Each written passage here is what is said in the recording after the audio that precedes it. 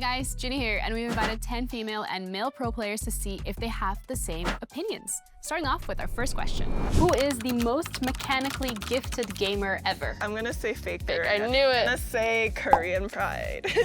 I think Kang from EDG from Valorant. I think he's the most mechanically gifted. He's really good on the sniper. If you guys like watched his games before, like playing Valorant, really good. I think Kyrie.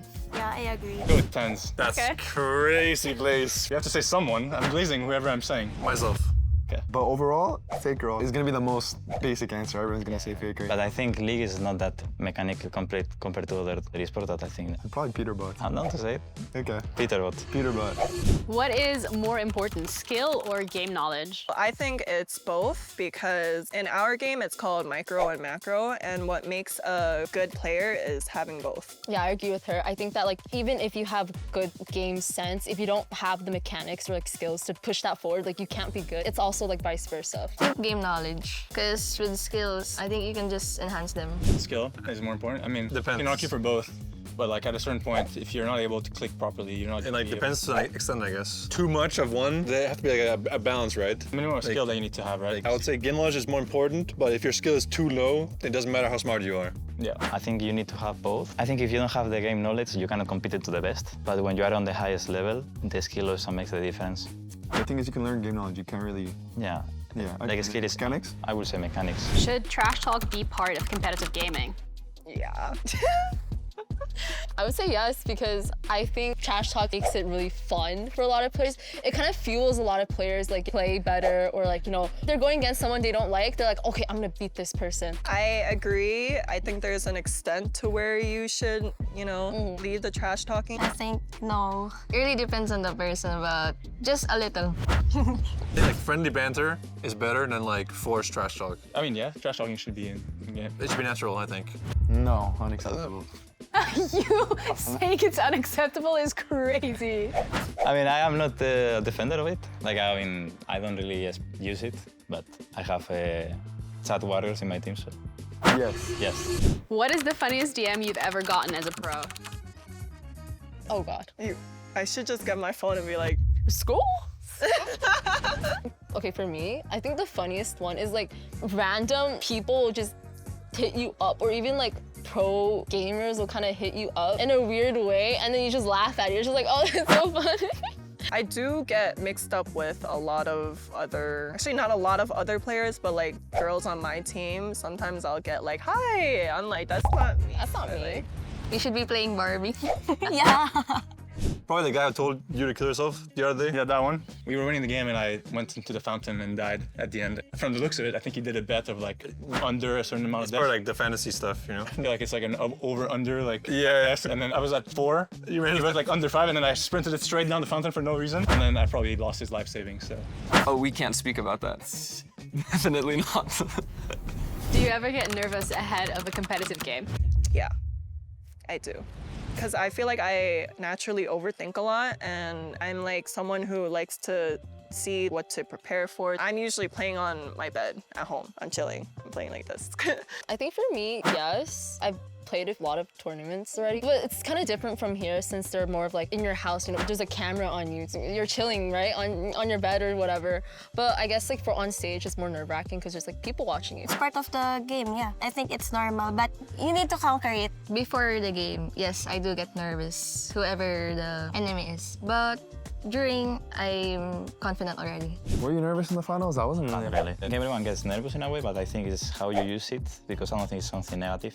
Yeah, I think it depends on your mindsets. I think you can use stage nerves as an advantage to fully prepare and fully focus. I think my first finals, I was definitely more nervous than this one. I think I was just more prepared, so.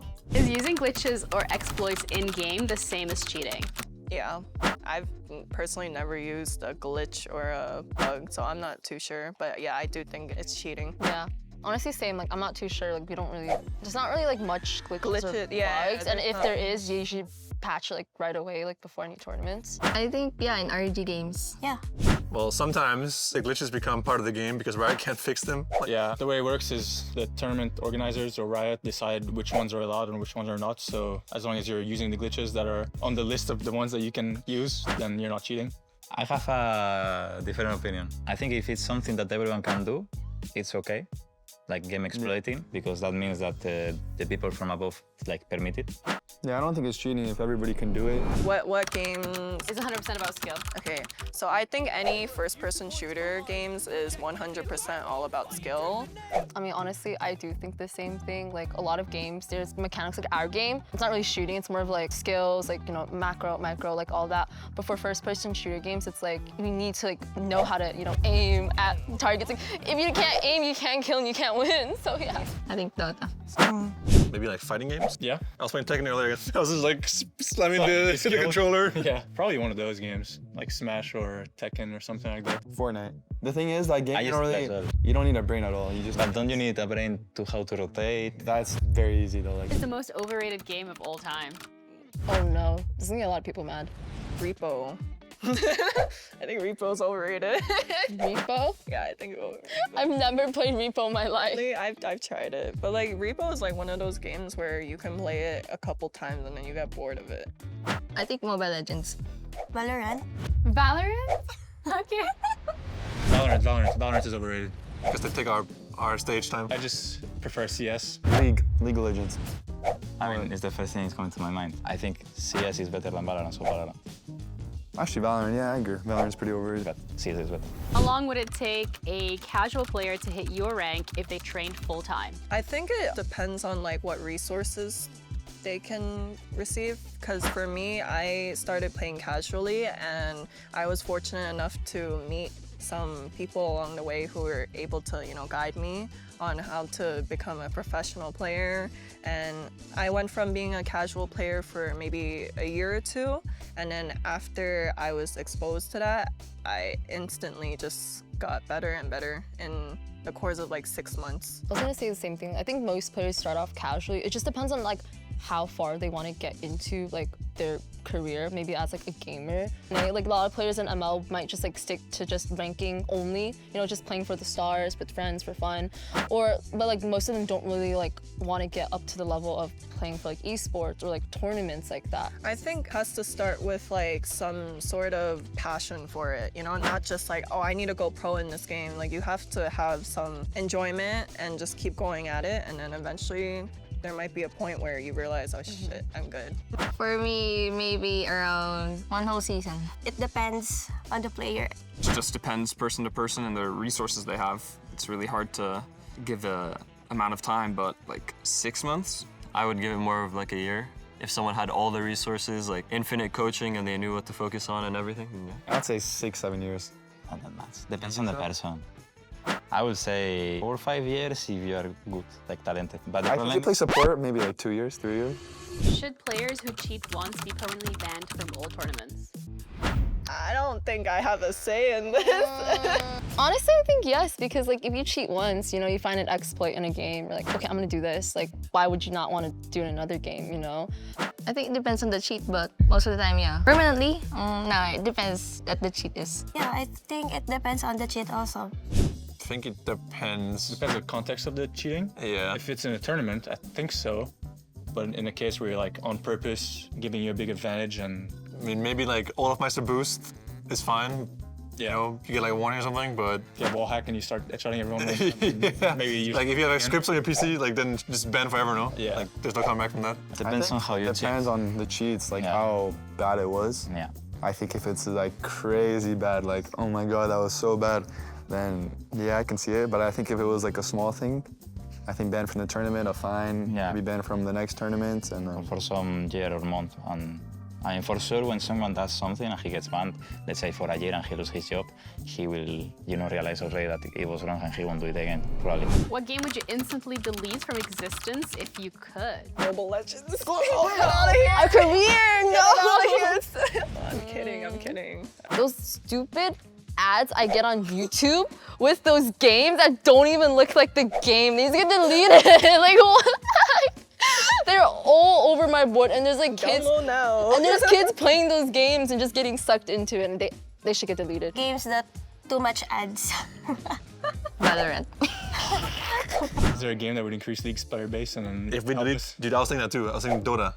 think about, but Okay, surely we will get some Dota players, right? They can't all be like complete elitists. yeah, I mean, right? I feel like they have They a lot can't of all be like that, right? Yeah, I think we would get like a certain percentage of it, like Yeah. 5% of them would come over. Yeah, I was gonna say League of Legends. I mean, of course, this is League of Legends, you know. But then we can't get paid, so. Or that you won't have a job. Yeah. Jobless. It's fine, I will find another sport, esport. What is a common misconception people have about pro players? Common misconception is like players might think like pro players like they have like a lot of like ego or like mean people, but I think that like pro people, they're actually like they're still nice. Not all, but like some. Yeah. I think a common misconception about gamers in general is that they spend way too much time just playing the game and like nothing else. But I think I've met a fair share of gamers who have like super interesting experiences, like life experiences and like, you know, passions outside of gaming. And yeah, that's what I think. That we're just sitting, playing all day. It's not like that. Probably that our showers per day is pretty low, but our team actually has a very high SPD. I mean, I think lately, about the time that we spend training and what we do in the days, I think the perception that people have in media is that we like to go party, that we don't work and everything, but you say we are nerds, we are staying at home, we are playing solo queue, we are playing our screens, and we are working every day, so. Yeah, I mean, I agree. And what do you eat before a competitive game? Nothing. I can't eat. I'll eat when I win.